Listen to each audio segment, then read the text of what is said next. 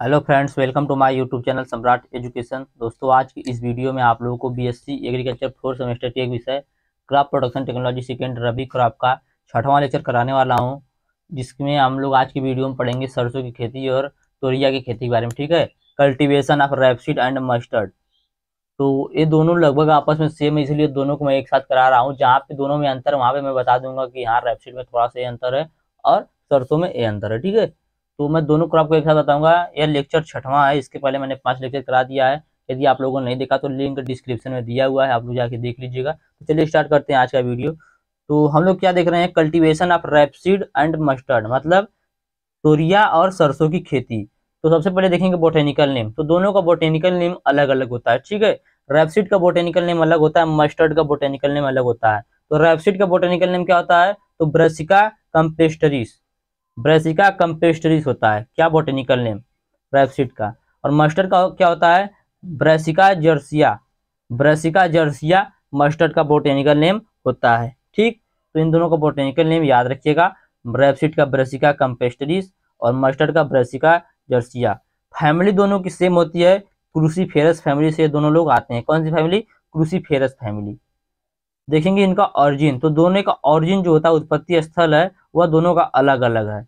तो जो दोस्तों मस्टर्ड है उसका ऑरिजिन है चाइना, और रेपसीड का ऑरिजिन कहाँ पर है, पूर्वी अफगानिस्तान या पूर्वी अफगानिस्तान के कुछ हिस्से आसपास के। तो यह इनका बेसिक हो गया कि रेपसीड का बोटेनिकल नेम होता है ब्रासिका कैम्पेस्टरी, सरसों का बोटेनिकल नेम होता है ब्रासिका जर्सिया। इनकी फैमिली होती है क्रूसीफेरस, ऑरिजिन है रेपसीड का पूर्वी अफगानिस्तान और मस्टर्ड का चाइना। इनका थोड़ा सा वर्नाकुलर नेम हम लोग देखेंगे, अलग अलग स्थानों पर किन किन नामों से जाना जाता है। तो तोरिया को अलग अलग स्थानों पर, अलग अलग जगहों पर अलग अलग नामों से जाना जाता है। ठीक है, जैसे सरसों, तोरिया या लाही।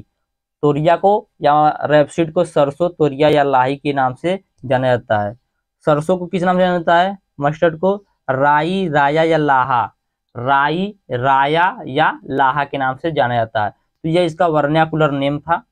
ठीक है, अब क्या देखेंगे हम लोग, देखेंगे इनका एरिया डिस्ट्रीब्यूशन। एरिया डिस्ट्रीब्यूशन या जियोग्राफिकल डिस्ट्रीब्यूशन भी इसे, सॉरी, इसे कह सकते हैं। ठीक है, तो विश्व में सबसे ज्यादा जो उत्पादन होता है सरसों का इस प्रेजेंट टाइम में, तो चाइना में होता है, चाइना के बाद कनाडा में, कनाडा के बाद भारत में। भारत इस समय सरसों के उत्पादन में तीसरे नंबर पे है। इससे पहले भारत सरसों के उत्पादन में 17 करोड़ की हिस्सेदारी के साथ पहले नंबर पे था। लेकिन कहीं कहीं बुक पे आपको देखने को भी मिलेगा कि एरिया डिस्ट्रीब्यूशन में विश्व में सबसे ज्यादा वो सरसों का उत्पादन भारत में ही होता है। लेकिन अब चेंज हो गया, तो मैंने नया वाला ले लिया है। आप लोग भारत को भी समझ सकते हैं या चीन को भी लिख सकते हैं। ठीक है, वैसे इस टाइम प्रेजेंट टाइम में चीन है जो सरसों के उत्पादन में प्रथम स्थान पर है। ठीक है, तो विश्व में सबसे ज्यादा सरसों का उत्पादन चीन में होता है, और भारत में सबसे ज्यादा सरसों का उत्पादन राजस्थान में होता है। राजस्थान से पहले उत्तर प्रदेश में होता था। तो ये नया आंकड़ा आया है जिसमें बताया गया है कि विश्व में सबसे ज्यादा सरसों का उत्पादन कहाँ पर होता है, चीन में होता है, और भारत में सबसे ज्यादा सरसों का उत्पादन राजस्थान में होता है। आगे देखेंगे इकोनॉमिक इंपॉर्टेंस, आर्थिक महत्व। तो आर्थिक महत्व में मैं बार बार बताता हूँ क्या देखा जाता है। आर्थिक महत्व में यही देखा जाता है कि हम लोग कोई भी क्रॉप को, उसकी खेती क्यों करते हैं, उसकी खेती करने से हमें क्या आर्थिक लाभ हो रहा है, उसमें कितना प्रोटीन पाया जा रहा है, उसका यूज कहाँ कहाँ पर कर रहे हैं, कैसे कर रहे हैं। तो इन्हीं सब के बारे में हम लोग देखते हैं किसमें, इकोनॉमिक इंपॉर्टेंस में, जिसे हिंदी में कहते हैं आर्थिक महत्व। तो देख लेते हैं, रेपसीड और सरसों भारत की प्रमुख रबी फसलें हैं। रेपसीड और सरसों भारत की प्रमुख रबी फसलें हैं। ठीक है, रेपसीड और सरसों के उत्पादन में भारत की 17 करोड़ हिस्सेदारी है। रेपसीड और सरसों के उत्पादन में भारत की कितनी हिस्सेदारी है, 17 करोड़ की हिस्सेदारी। इसी 17 करोड़ की हिस्सेदारी पर भारत जो था वह विश्व में सबसे नंबर 1 पे था रेपसीड और सरसों के उत्पादन में। ठीक, तो रेपसीड और सरसों के उत्पादन में भारत की 17 करोड़ हिस्सेदारी है। तोरिया में लगभग 42% तेल पाया जाता है। तोरिया में या रेपसीड में 42% तेल, और सरसों में 38 से 40% तक तेल पाया जाता है। आगे चलते हैं, इसके बीज और तेल का प्रयोग अचार बनाने, करी और सब्जियों को स्वादिष्ट बनाने के लिए मसाले के रूप में किया जाता है। तो आप लोग देखते होंगे इसका जो बीज होता है उसमें से जो तेल निकलता है उसका यूज कहाँ पे किया जाता है, अचार बनाने के लिए। अचार में सरसों का ही तेल डाला जाता है, अन्य कोई तेल नहीं डाला जाता, या रिफाइंड ऑयल नहीं डाला जाता सरसों में। ठीक है, तो इसी सरसों के ऑयल को ही अचार बनाने के लिए प्रयोग किया जाता है। इसका जो दाना होता है, इसका जो फली होता है, मटर का बीज जो होता है, उसको क्या करते हैं, मसाले के रूप में भी यूज किया जाता है। आप लोग देखेंगे उसे मसाले के रूप में यूज किया जाता है। जो 4-5 मसाला एक साथ मिलाते हैं उसमें इसका यूज किया जाता है सरसों का, ठीक है। तो इसके बीज और तेल का प्रयोग अचार बनाने में और करी बनाने के लिए, सब्जियों को स्वादिष्ट बनाने के लिए मसालों के रूप में किया जाता है। खाना पकाने और तलने के प्रयोजनों में पूरे उत्तर भारत में मानव उपभोग के लिए तेल का उपयोग किया जाता है। खाना बनाने के लिए तेल का उपयोग किया जाता है, और खाना बनाने के बाद उसको कोई चीज फ्राई करना है तो उसके लिए भी तेल का प्रयोग किया जाता है। और पूरे उत्तर भारत में मानव उपभोग के लिए तेल का यूज किया जाता है, ठीक है। इसका उपयोग बालों के तेल व दवाओं की तैयारी में भी किया जाता है। तो सरसों का जो तेल होता है, इसका यूज बालों में जो लगाए जाने वाले तेल होते हैं, सभी प्रकार के तेल आते हैं, सभी तेलों में सरसों के तेल का यूज किया जाता है, ठीक है। तो इसका उपयोग बालों के तेलों व दवाओं की तैयारी करने में के लिए भी किया जाता है। इसकी खली का उपयोग मवेशियों के चारे के रूप में और खाद के रूप में किया जाता है। इसकी जो खली निकलती है उसको क्या किया जाता है, मवेशियों के चारों के रूप में और खाद के रूप में यूज किया जाता है। इसका जो हरा दाना होता है और पत्तियां होती हैं, वो मवेशियों के लिए एक हरे चारे का अच्छा स्रोत होती हैं। मवेशियों के लिए क्या होती हैं, अच्छे चारे का, अरे हरे चारे का अच्छा स्रोत होती हैं, ठीक है। नए पौधे की पत्तियों को हरी सब्जियों के रूप में उपयोग किया जाता है, क्योंकि वे आहार में पर्याप्त सल्फर और खनिज की आपूर्ति करते हैं। तो आप लोगों ने भी खाया होगा कि जो मटर का पौधा छोटा होता है, नया पौधा निकलता है, युवा पौधा होता है, तो उसमें से जो उनकी पत्तियां थोड़ा नरम होती हैं, उनको तोड़ कर लाते हैं, उनसे साग बनाया जाता है। तो वही बोल रहा है कि नए पौधे की पत्तियों को हरी सब्जियों के रूप में यूज किया जाता है। तो उसका साग के रूप में हम लोग यूज करते हैं, या सब्जी के रूप में यूज करते हैं नई पत्तियों को, ठीक है। तो ये इसका इकोनॉमिक इंपॉर्टेंस था। उम्मीद करते हैं आप लोगों को इकोनॉमिक इंपॉर्टेंस समझ में आ गया होगा। चलते हैं आगे। सॉइल, कैसी मिट्टी की आवश्यकता होती है सरसों की और रेपसीड की खेती के लिए, ठीक है। तो सरसों तथा रेपसीड की खेती के लिए बलुई दोमट मृदा सर्वाधिक उपयुक्त होती है। सरसों और रेपसीड की खेती के लिए कौन सी मिट्टी सबसे उपयुक्त होती है, तो बलुई और दोमट मिट्टी सबसे उपयुक्त होती है सरसों और रेपसीड की खेती के लिए, ठीक है। हल्की क्षारीय मिट्टी में भी इसे उगाया जा सकता है। सॉइल को हल्की क्षारीय मिट्टी में भी उगाया जा सकता है, परंतु अम्लीय मिट्टी में इसे उगाया नहीं जा सकता। तो यह हो गया क्या, कैसे सॉइल की आवश्यकता होती है सरसों को, वह देख लिया हम लोगों ने। अब देखेंगे क्लाइमेट, किस क्लाइमेट की आवश्यकता होती है, कैसे क्लाइमेट की। तो इसकी बुआई के लिए, सरसों या रेपसीड की बुआई के लिए 25 से 40 सेंटीमीटर वार्षिक वर्षा वाला क्षेत्र जो होता है वह बहुत उपयुक्त होता है। 25 से 40 सेंटीमीटर वार्षिक वर्षा वाले क्षेत्र में इसकी खेती आसानी से की जा सकती है। इसके बुआई का जो उपयुक्तम तापमान होता है, सोइंग टेम्परेचर 20 से 22 डिग्री सेल्सियस होता है। कटाई का तापमान 28 से 30 डिग्री सेल्सियस होता है। दिखा देता हूँ आप लोगों को। इसके बुआई का उपयुक्तम तापमान कितना होता है, 20 से 22 degree Celsius. Rapeseed and mustard के सोइंग का जो क्या होता है, टेम्परेचर होता है, वो कितना होता है, 20 से 22 डिग्री सेल्सियस। कटाई का तापमान होता है 28 से 30 डिग्री सेल्सियस, ठीक है। अब इसकी वैरायटी देखेंगे तो मस्टर्ड की वैरायटी है पटन 64, वरुणा क्रांति GDM 4, पटन 64, वरुणा क्रांति GDM 4। रेपसीड का होता है पटन 66, या पाटन भी इसे बोल सकते हैं, गुजरात 401, भवानी पंचाली संगम। तो ये दोनों की मुख्य वैरायटियां, मैंने थोड़ा सा ही वैरायटी ली है, बहुत ज्यादा वैरायटियां हैं लेकिन मैंने थोड़ा सा ही लिया, ठीक है। सरसों की वैरायटी को मैं आप लोगों को ट्रिक से बताने वाला हूँ कुछ दिन बाद, तो आप लोग उसको देख लीजिएगा। और मैं लगभग कोशिश करूंगा सभी क्रॉप की वैरायटियों को आप लोगों को ट्रिक के माध्यम से बताऊं। अगला है लैंड प्रिपरेशन, भूमि की तैयारी। तो भूमि की तैयारी हम लोग सरसों की बुआई से पहले कैसे करेंगे, तो मिट्टी को 2 से 3 बार देसी हल से जुताई करने के बाद 2 बार हैरो से जुताई करें, और हर जुताई के बाद पाटा लगाएं। पाटा लगाने से क्या होता है, मिट्टी भुरभुरी हो जाती है, नमी का संरक्षण होता है। तो आप लोग यदि इसी को बढ़ा चढ़ाकर लिखना है तो आप लोग लिख दीजिएगा, खरीफ मौसम की फसल की कटाई के कुछ दिन बाद खेत को देसी हल से 2 से 3 बार जुताई करने के बाद 2 बार हैरो से जुताई करनी चाहिए, और हर जुताई के बाद खेत में पाटा लगाना चाहिए। पाटा लगाने का लाभ मैंने आप लोगों को बता दिया कि इससे मिट्टी भुरभुरी होती है, नमी का संरक्षण होता है। ये हो गया लैंड प्रिपरेशन। आगे चलते हैं, देखेंगे सोइंग टाइम। सोइंग टाइम मतलब क्या होता है, बुआई का समय। तो सरसों की फसल के बुआई का उपयुक्तम समय सितंबर से अक्टूबर माह तक होता है। सरसों की फसल के बुआई का उपयुक्तम समय सितंबर से अक्टूबर माह तक होता है। तोरिया की फसल के लिए सितंबर के पहले पखवाड़े से अक्टूबर तक पूरी बुआई कर लेनी चाहिए। तो सरसों की बुआई का उपयुक्तम समय कब है, तो सितंबर से अक्टूबर माह तक। सरसों के बुआई के समय। और रेपसीड के बुआई के समय कब है? सितंबर के पहले पखवाड़े से अक्टूबर के लास्ट तक। ठीक, तो ये हो गया इसके बुआई का समय। आगे देखेंगे मेथड ऑफ सोइंग, बुआई की विधि। तो इसकी ज़्यादा से ज़्यादा एक ही विधि यूज करते हैं, ड्रिलिंग मेथड, लेकिन मैंने ब्रॉडकास्टिंग मेथड भी बता दिया है, क्योंकि दोस्तों ये दोनों यूज किया जा सकता है। ठीक है, ब्रॉडकास्टिंग मेथड का यूज बहुत कम होता है, ड्रिलिंग मेथड का यूज ही सबसे ज़्यादा होता है। तो सरसों की बुआई की मुख्य विधि कौन सी? ड्रिलिंग मेथड है और ब्रॉडकास्टिंग मेथड है। ठीक है, आगे चलते हैं। अब हम लोग देखेंगे स्पेसिंग। स्पेसिंग मतलब क्या होता है? स्थान। ठीक है, स्पेस, जगह। तो कतार, इसमें हम लोग देखेंगे कतार से कतार की दूरी कितनी होती है, पौधे से पौधे के बीच की दूरी कितनी होती है। तो कतार से कतार की दूरी 30 सेंटीमीटर और पौधे से पौधे की दूरी 10 से 15 सेंटीमीटर होनी चाहिए सरसों की खेती के लिए। कितनी? कतार से कतार की 30 सेंटीमीटर, पौधे से पौधे की दूरी 10 से 15 सेंटीमीटर। डेप्थ ऑफ सोइंग, बुआई की गहराई 4 से 5 सेंटीमीटर। कितनी? 4 से 5 सेंटीमीटर बुआई की गहराई होनी चाहिए।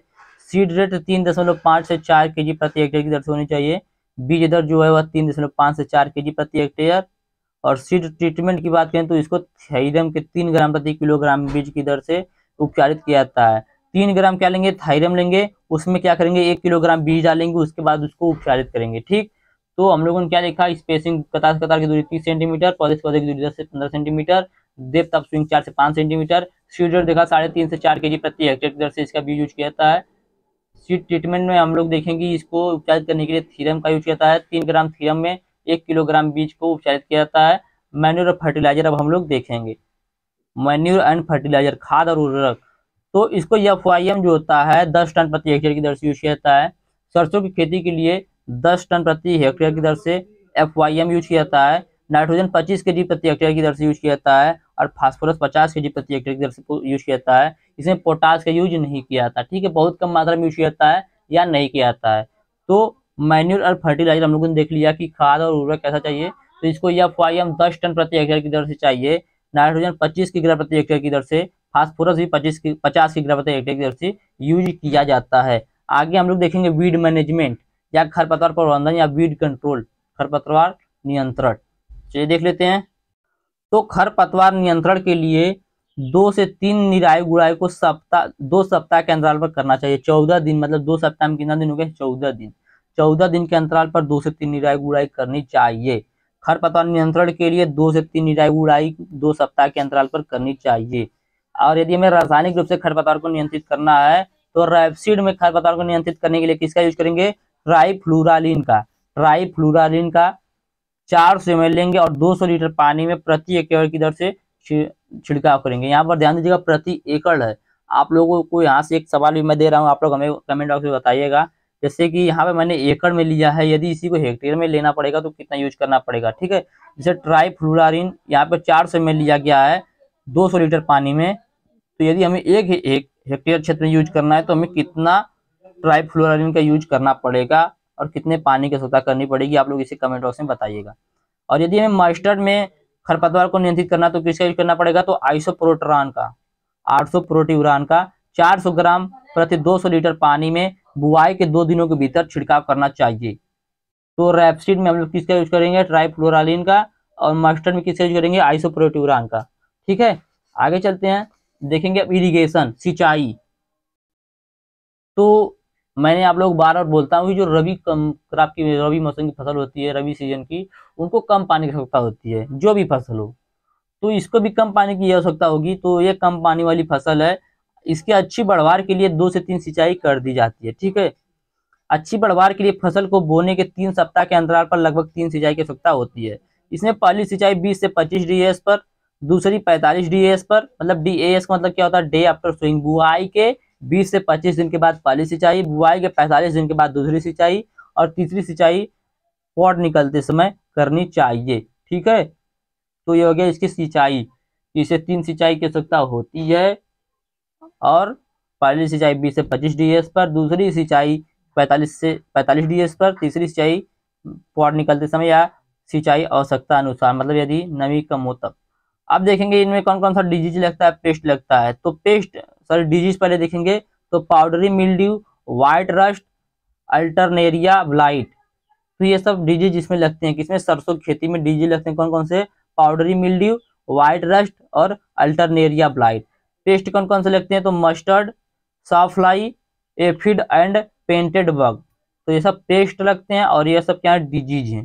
ठीक, आगे चलते हैं, देखेंगे इनका हार्वेस्टिंग। सरसों की हार्वेस्टिंग, हार्वेस्टिंग मतलब क्या होता है, कटाई या तुड़ाई। तो जब सिलिक पीले भूरे रंग का हो जाए, अब सिलिक का मतलब क्या होता है, तो सरसों की जो फली होती है उसी को बोलते हैं सिलिक। ठीक है, तो जब सिलिक पीले भूरे रंग का हो जाता है तब हमें फसल की कटाई कर लेनी चाहिए। सिलिक को पीले रंग के होने के बाद हमें फसल की कटाई कर लेनी चाहिए। किस्म के आधार पर फसल को परिपक्व होने में 110 से 140 दिन का समय लगता है। किस्म के आधार पर फसल को परिपक्व होने के लिए 110 से 140 दिन का प्रयोग समय लगता है। ठीक है, फलियों को पीले होने और बीज सख्त हो जाने पर फसल की कटाई करें, और कटाई हमें शाम को करनी चाहिए, क्योंकि यदि हम लोग सुबह में करेंगे, सॉरी सुबह में करनी चाहिए, यदि हम लोग शाम में करेंगे तो उसमें क्या होगा, धूप लग गया होता है, जिससे क्या होता है उसकी जो अंदर के दाने होते हैं, बीज होते हैं, वो झड़ने लगते हैं। ठीक है, इसलिए हमें उसकी कटाई जो है या तुड़ाई जो है शाम को करनी चाहिए। तो फलियों को पीले होने और बीज सख्त हो जाने पर फसल की तुड़ाई करें। टूटते से होने वाले नुकसान से बचने के लिए कटाई सुबह की जानी चाहिए। हाशिए की सहायता से फसल को जमीन के पास से काट लें, उसके बाद 7 से 10 दिनों के लिए कटी हुई फसल को ढेर कर दें। क्या बोला है, उसके बाद 7 से 10 दिनों के लिए कटी हुई फसल को ढेर कर दें और अच्छी तरह सुखाने के बाद गहाई का काम पूरा कर दें, थ्रेसिंग का काम पूरा करें। तो यह हो गया हार्वेस्टिंग, कि जब सिली के पीले भूरे रंग का हो जाए तब फसल की कटाई करनी चाहिए, या 75% फलियां पक जाने पर सरसों की फसल कटाई करनी चाहिए। किस्म के आधार पर फसल को परिपक्व होने में 110 से 140 दिन का समय लगता है। फलियों को पीले होने और बीज सख्त हो जाने पर फसल की तुड़ाई करते समय या टूटने के नुकसान से बचने के लिए फसल कटाई हमें सुबह करनी चाहिए। हंसिया की सहायता से फसल को जमीन के पास से काट लेना चाहिए, उसके बाद 7 से 10 दिनों के लिए कटी हुई फसल को ढेर कर देना चाहिए। अच्छी तरह सुखाने के बाद थ्रेसिंग का काम पूरा करना चाहिए। अब देखेंगे स्टोरेज, भंडारण। तो 8% नमी पर बीज को जूट की थैलियां या बीन में संग्रहित कर लेना चाहिए। 8% नमी पर जूट को बीन या जूट की थैलियों में संग्रहित कर लेना चाहिए।